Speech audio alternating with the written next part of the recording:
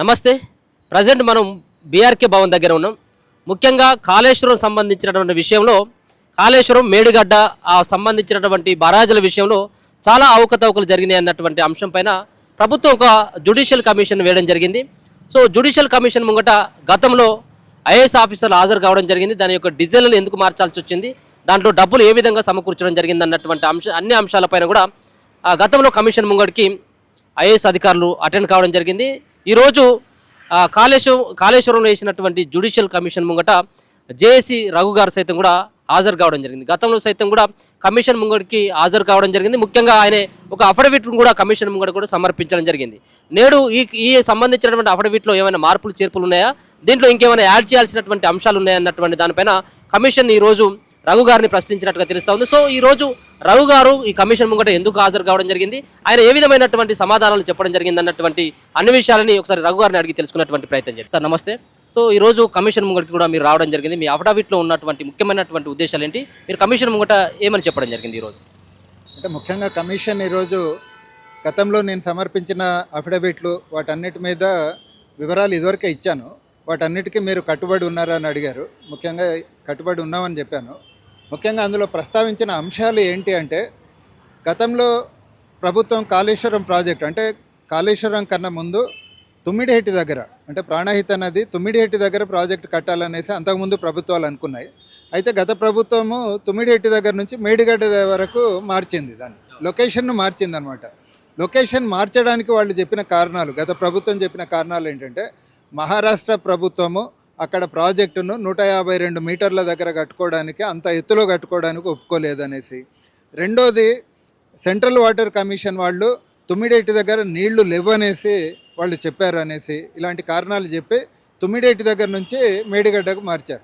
ఇక్కడ మేము స్పష్టంగా ఇక్కడ కమిషన్కు ఆధారాలు ఏమి సమర్పించామంటే, సెంట్రల్ వాటర్ కమిషన్ ఎప్పుడు కూడా తుమ్మిడేటి దగ్గర నీళ్లు లేవని చెప్పలేదు. మనకు అవసరమైన నీళ్ళు ఏంటంటే 160 టీఎంసీలు.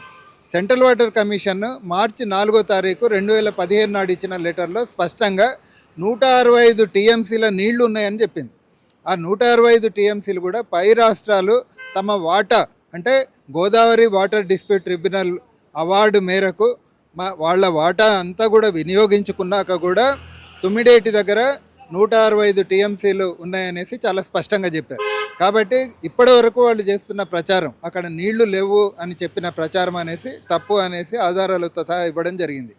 రెండో ముఖ్యమైన అంశం ఏంటంటే, తుమ్మిడేటి దగ్గర మహారాష్ట్ర ప్రభుత్వము కేవలం 148 మీటర్ల వరకే బ్యారేజ్ కట్టుకోవడానికి ఒప్పుకుంది.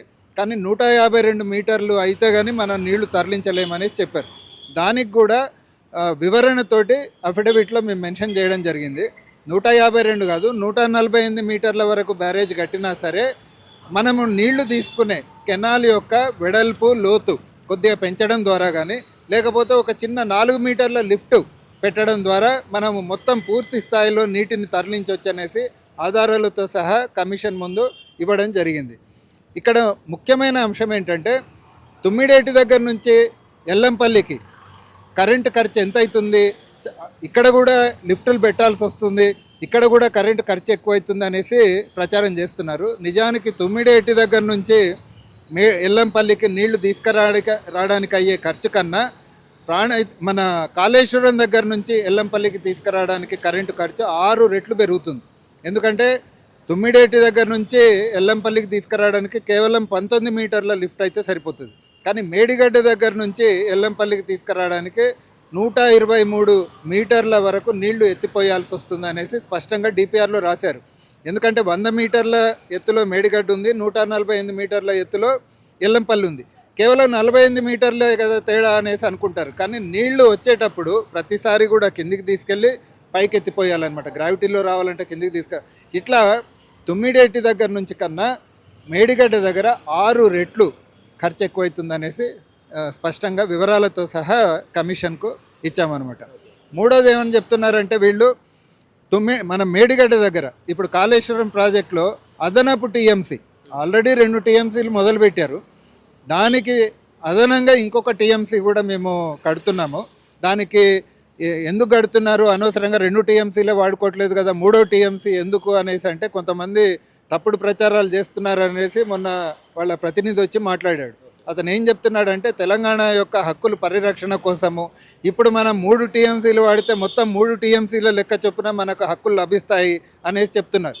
కానీ వీళ్ళు 3వ టీఎంసీ కోసము చెప్పిన ఖర్చు దాదాపు 30,000 కోట్ల రూపాయలు. దాంతో అదనంగా ఎత్తిపోయాల్సిన నీళ్లు కేవలం 15 టీఎంసీలు మాత్రమే అనేసి డిపిఆర్లో రాశారు. కేవలం 15 టీఎంసీలు నీళ్లు ఎత్తిపోయడానికి మీరు నిజంగా దాదాపు 30,000 కోట్ల రూపాయలు ఖర్చు పెట్టడం అవసరమా అనేసి. ఇంకా డిపిఆర్లో ఏం రాశారంటే ఈ అదనపు టీఎంసీ తోటి ఎక్కడ ఒక్క ఎకరా అదనంగా పారదు అనేసి డిపిఆర్లోనే వీళ్ళు రాసుకున్నారు. అంటే ఒక్క ఎకరా అదనంగా పారదు, కేవలం 15 టీఎంసీలు మాత్రమే అదనంగా ఎత్తిపోస్తారు. ఇంకా టెండర్లు ఎట్లు ఇచ్చారు? కాంపిటేటివ్ బిడ్డింగ్ కాకుండా మొత్తం ఒకే కాంట్రాక్టర్కు ఈ మొత్తం వర్కులన్నీ కూడా అప్పచెప్పారు. కాబట్టి ఇదేదో తెలంగాణ ప్రజాహితం కోసము అదనపు టీఎంసీ తీసుకున్నామనేసి వాళ్ళు చెప్తున్నదంతా కూడా తప్పనేసి అన్ని ఆధారాలతో సహా అఫిడవిట్లో సమర్పించడం జరిగింది. సో అంటే ఇంత జరుగుతున్నప్పుడు ఒక పక్కన కరెంటుకు సంబంధించినటువంటి విద్యుత్తుకు పెట్టేటువంటి ఖర్చు ఎక్కువ అవుతున్నప్పుడు ఎందుకు రాష్ట్ర ప్రభుత్వం ఆ రకంగా ప్రయత్నాలు చేసిందని అనుకోవచ్చు సార్? దానికైతే ఒక శాస్త్రీయ ఆధారం అయితే లేదు. మేమైతే ఇందులో తప్పనిసరిగా దీన్ని లోతుగా అంటే ఈ కమిషన్ యొక్క బాధ్యత కూడా వాళ్ళు టర్మ్స్ ఆఫ్ రిఫరెన్స్లో కూడా ఇందులో జరిగిన మేడిగడ్డ, అన్నారం, సుందిళ్ళ 3 బరాజులకే పరిమితం చేశారు. మిగతా ఉంటే కూడా బాగుండేది. ఈ 3 బరాజుల్లో జరిగిన అవకతవకలన్నింటినీ వెలికి తీయాలనేసి కమిషన్ను వాళ్ళు నియమించడం జరిగింది. దానికి సంబంధించిన పూర్తి ఆధారాలను ఇప్పుడు కమిషన్కు మొత్తం లెక్కలతో సహా ఇచ్చాము. కాబట్టి కమిషన్ సరైన నిర్ణయం తీసుకుంటుంది అనేసి మేము ఆలోచిస్తాం. అంటే చాలా రోజుల కంచి కూడా మీరు గతంలోనే అఫిడవిట్ సమర్పించడం జరిగింది. మీరు 2-3 సార్లు కూడా కమిషన్ ముంగట కూడా హాజరైనటువంటి పరిస్థితి. సో ఎట్లా ఉండబోతుంది సార్? అంటే జరిగినటువంటి అవకతవకల పైన ఇప్పుడు ఉన్నటువంటి ప్రభుత్వం చర్యలు తీసుకున్నటువంటి అవకాశం ఏమైనా కనబడుతూ ఉందా? ఇట్లాంటి కమిషన్లు వేసిన తర్వాత కమిషన్ల పైన నమ్మకం కనిపిస్తూ ఉందా? అంటే ఇప్పుడు కమిషన్కి అయితే మొత్తం పూర్తి స్థాయిలో ఆధారాలు ఇచ్చాము. అంటే దాన్ని డినై చేయలేరు ఎవ్వరు కూడా. ఇందులో అవకతవకలు జరిగాయి, జరగలేదు అని చెప్పడానికి ఎవరు కూడా సాహసించలేరు. అంత స్పష్టమైన ఆధారాలు కమిషన్ ముందు పెట్టాము. కాబట్టి తప్పనిసరిగా కమిషన్ నివేదిక ఈ అక్రమాలన్నింటినీ కూడా బయటికి తీసుకొస్తుందని అనుకుంటున్నాము. దానిపైన ప్రభుత్వం తదుపరి చర్యలు తీసుకోవాలనేసి అప్పుడు కమిషన్ నివేదిక వచ్చిన తర్వాత ప్రభుత్వం చర్యలు తీసుకుంటుంది.